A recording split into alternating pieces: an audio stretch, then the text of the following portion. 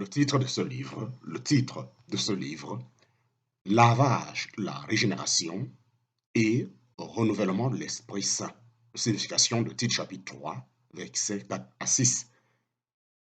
Je répète le titre de ce livre, Lavage de la régénération et renouvellement de l'Esprit Saint. Signification de titre chapitre 3, versets 4 à 6. Ce livre est écrit par le bien-aimé frère Arendt Römer, traduit de l'allemand tiré de Biblo de Menters, questions et réponses, sur titre 3. Ces versets contiennent des expressions difficiles, le lavage, la régénération et le renouvellement de l'Esprit Saint. Comment faut-il les comprendre? Titre chapitre 3, versets 4 à 6. Mais quand la bonté de Dieu, notre Sauveur, et son amour envers les hommes sont apparus, il nous sauva, non sur le principe d'œuvre accomplie en justice que nous eussions faite, mais selon sa propre miséricorde, par le lavage de la régénération et le renouvellement de l'Esprit Saint qu'il a répandu richement sur nous par Jésus-Christ notre Sauveur. Table des matières.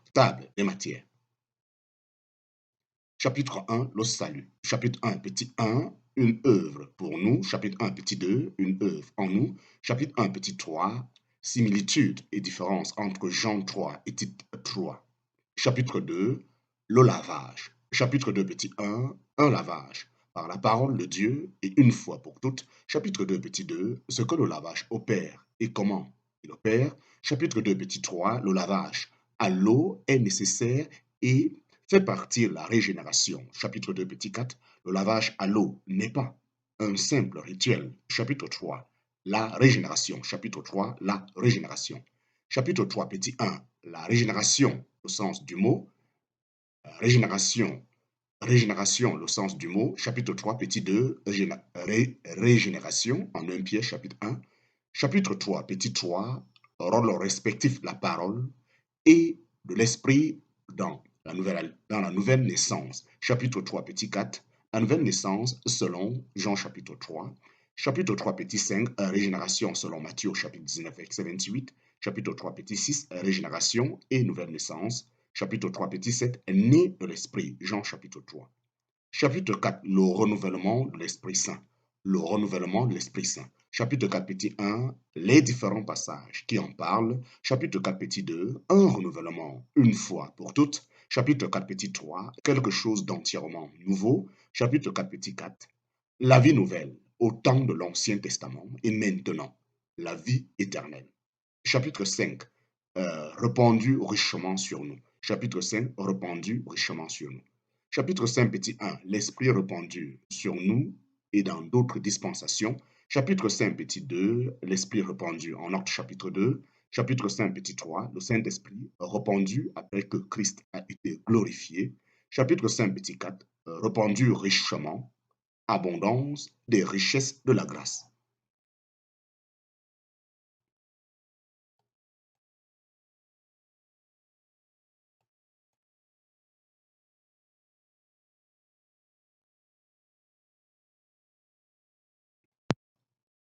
Chapitre 1, le salut. Chapitre 1, le salut.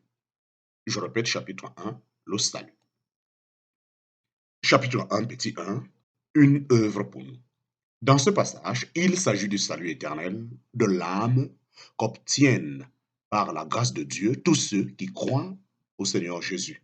Ce salut ne repose pas sur des œuvres humaines ou sur une justice humaine, mais sur la miséricorde de Dieu. On ne peut se sauver soi-même. Personne ne le peut.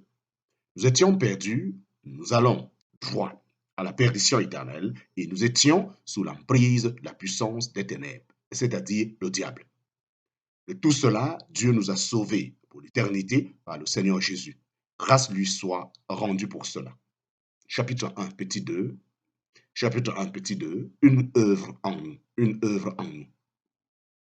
Titre chapitre 3, Titre chapitre 3, verset 5, indique le chemin par lequel nous avons été amenés au salut. Dieu n'a pas seulement fait infiniment pour nous, mais aussi en nous.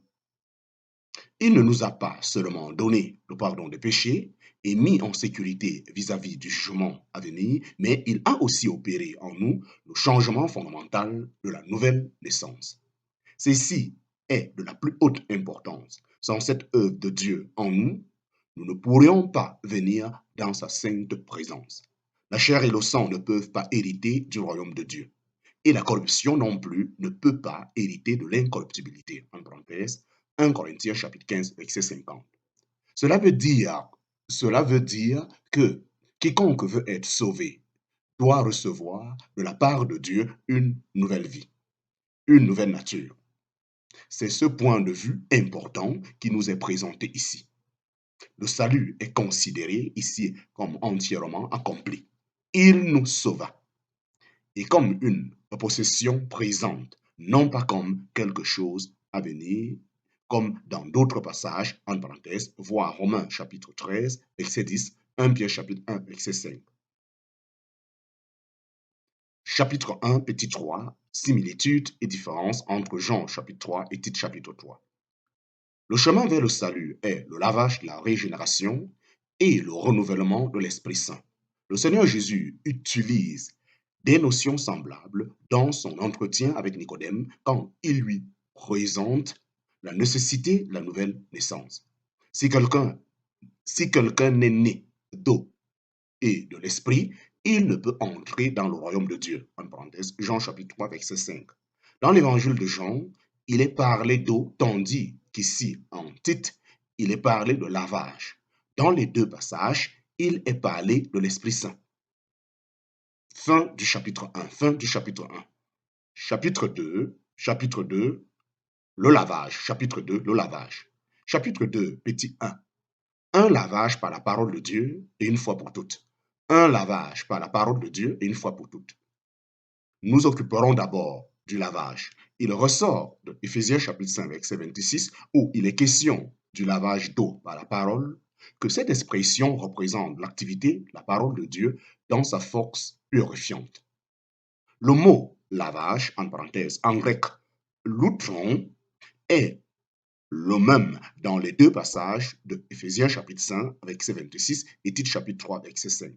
Même s'il ne s'agit pas en Éphésiens chapitre 5, verset 26, la nouvelle naissance, mais d'une purification présente, continuelle de l'assemblée par le Seigneur Jésus, le passage indique quand même clairement la signification de la parole de Dieu comme moyen de purification spirituelle. Il y a une purification qui n'a lieu qu'une fois. Et le Seigneur en parle aussi à ses disciples en disant, vous êtes déjà nets à cause de la parole que je vous ai dite. En parenthèse, Jean chapitre 15, verset 3. Et encore, celui qui a tout le corps lavé n'a besoin que de se laver les pieds. Mais il est tout net. Et vous êtes nets, mais non pas tous. Car il savait qu'il le livrerait. C'est pourquoi il dit, vous n'êtes pas tous nets, en parenthèse, Jean chapitre 13, versets 10 à 11. Selon ces passages, l'évangile de Jean, les disciples, sauf le traître Judas, avaient été purifiés moralement dans leur cœur et dans leur âme par la parole du Fils de Dieu. Une purification fondamentale, c'est une purification qui n'est pas répétée et qui n'a pas besoin de l'être. En parenthèse, voir Actes chapitre 15, verset 9, 1 Corinthiens chapitre 6, verset 11, 1 Pierre chapitre 1, verset 22. Chapitre 2, petit 2. Chapitre 2, petit 2. Ce que le lavage opère et comment il opère. Ce que le lavage opère et comment il opère. Le lavage par l'eau, la parole de Dieu, qui n'a lieu qu'une fois, au commencement de la vie nouvelle, fait disparaître les impuretés et péchés que l'homme a accumulés durant sa vie sans Dieu. Comment se passe cette purification? L'expliquer en détail est tout à fait impossible pour nous qui sommes humains. N'oublions pas que nous avons affaire avec l'action insondable de Dieu sur les âmes d'hommes perdus. Le Seigneur Jésus ne dit-il pas en Jean chapitre 3, verset 8, le vent souffle où il veut et tu en entends le son, mais tu ne sais d'où il vient, ni où il va. Il en est ainsi de tout homme qui est né de l'Esprit. Nous pouvons cependant établir que le Saint-Esprit utilise la parole de Dieu dans le but de condamner le mal qui est dans l'homme. ses habitudes, ses pensées et ses désirs caractérisés par le péché. Pour être complet, il faut mentionner ici que le sang précieux de notre Seigneur Jésus a aussi une action purificatrice. Il est d'une manière, il est vrai, il est vrai d'une manière judiciaire et expiatoire. Il est vrai d'une manière judiciaire et expiatoire. En parenthèse, comparaître Hébreux chapitre 1, verset 3, Hébreux chapitre 9, verset 14, 1 Jean chapitre 1, verset 7.